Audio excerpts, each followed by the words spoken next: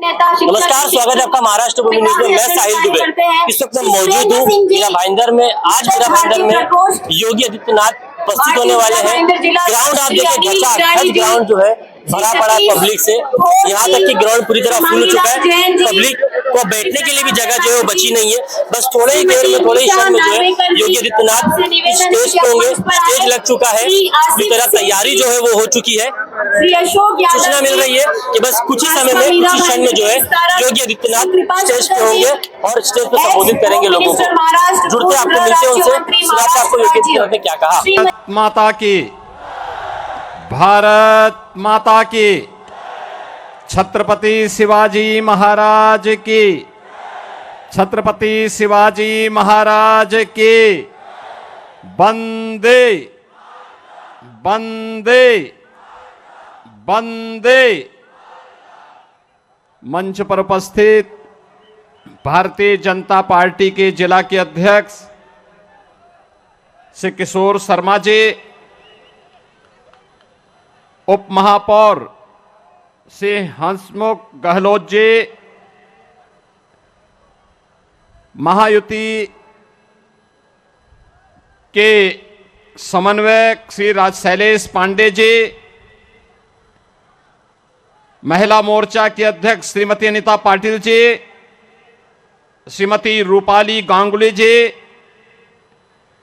पूर्व home minister Maharashtra Shri कृपा शंकर सिंह जी, मीरा मयंदर से भारतीय जनता पार्टी महायुति गठबंधन के उम्मीदवार श्री नरेंद्र मेहता जी, थाने मीरा मयंदर से शिवसेना महायुति गठबंधन के उम्मीदवार श्री प्रताप सरनाइक जी, उल्लासनगर से भारतीय जनता पार्टी महायुति गठबंधन के उम्मीदवार कुमार उत्तम चंद एलानी जी और भारी संख्या में उपस्थित मीरा मयंदर और थाने से जुड़े हुए मेरे सभी उपस्थित बहनों और भाइयों, छत्रपति शिवाजी महाराज के हिंदवी स्वराज की धरा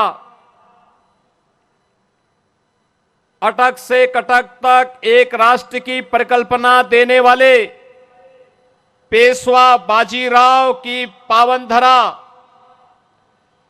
स्वराज मेरा जन्मसिद्ध अधिकार है, गणनायक से लोकनायक बनने की यह पावन धरा जिन्होंने तिलक को लोकनायक बनाया, देश के प्रथम स्वातंत्र समर को 1857 के प्रथम स्वातंत्र समर को देश का आजादी का स्वतंत्रता समर बनाने वाले वीर सावरकर और एक विधान के माध्यम से सब समान की संकल्पना को साकार करने वाले डॉक्टर भीमराव, बाबा साहब भीमराव अंबेडकर की इस पावन धरा महाराष्ट्र की धरा को नमन करते हुए मैं आप सबका हृदय से अभिनंदन करता हूं। बहनों और भाइयों, मैं कल भी महाराष्ट्र में चुनाव प्रचार में था। आज प्रातःकालीन सत्र में भी मैं महाराष्ट्र के अंदर ही नागपुर और उसके आसपास के क्षेत्र में चुनावी रैलियों में था। आज मुझे मां मुंबा देवी की इस पावन धरा मुंबई के अंदर मीरा मयंदर थाने उल्लासनगर की जनता को संबोधित करने का अवसर प्राप्त हो रहा है। चुनाव चल रहे हैं। एक ओर दुनिया के सबसे लोकप्रिय और यशस्वी नेता प्रधानमंत्री मोदी जी के नेतृत्व में भारतीय जनता पार्टी महायुति गठबंधन इस चुनावी समर में महाराष्ट्र के अंदर आप सबके सामने है, और दूसरी ओर जिनकी न नीति है न राष्ट्र के प्रति कोई अच्छी नियत है, न नैतिक बल ही रह गया है, ऐसा अनैतिक अनाड़ी गठबंधन के रूप में महाअघाड़ी भी आपके बीच में इस चुनावी समर में है। बहनों और भाइयों,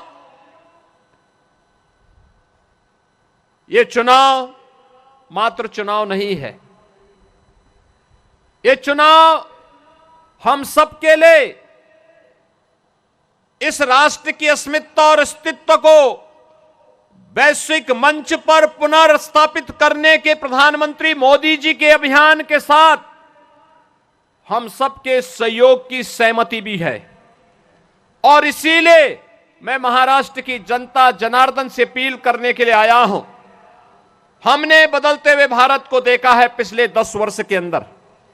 प्रधानमंत्री मोदी जी के नेतृत्व में ये बदलता हुआ भारत जो अपने देश की सीमा की सुरक्षा करना जानता है। याद करिए 2014 के पहले के भारत में क्या होता था।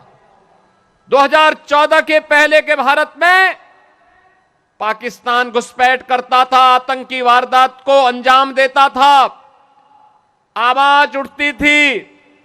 कांग्रेस नेतृत्व की सरकार कहती थी कि बोलिए मत, पाकिस्तान से संबंध खराब हो जाएंगे।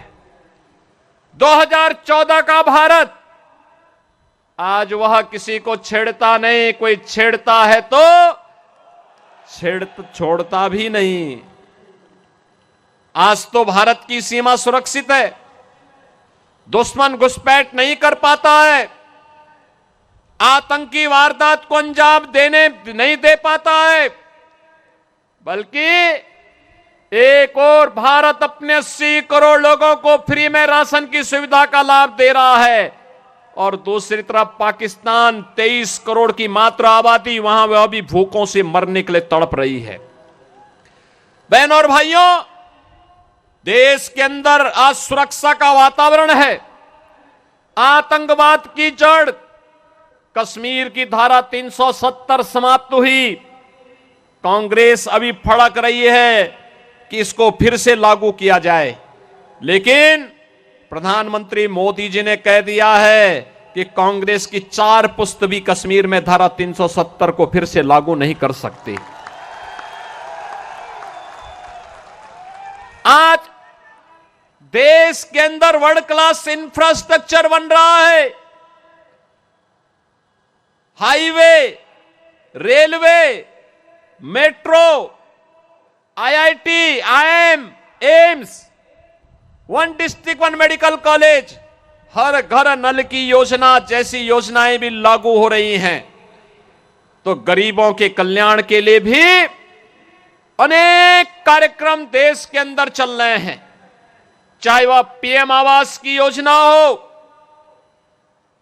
चाहे वह आयुष्मान भारत की योजना हो, चाहे वह नौजवानों के रोजगार की योजना हो, और चाहे लाडली बहना योजना के माध्यम से हर महिला के खाते में हर महीने 2100 रुपये देने की व्यवस्था हो।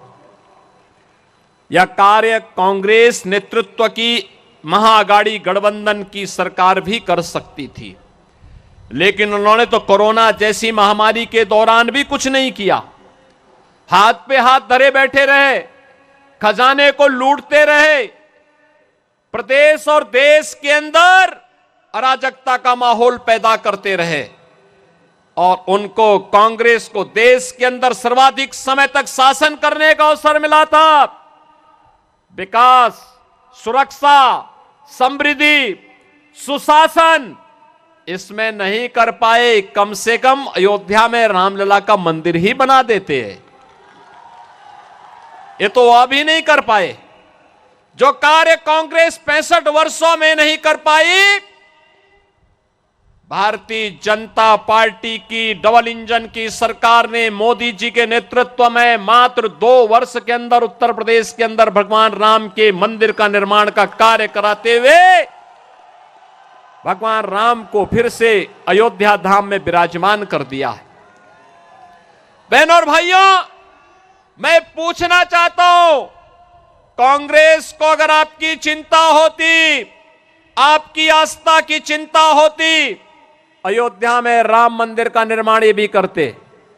500 वर्षों की समस्या का समाधान 1947 में हो गया होता, लेकिन कांग्रेस के एजेंडे में आप कभी नहीं थे, कभी नहीं थे।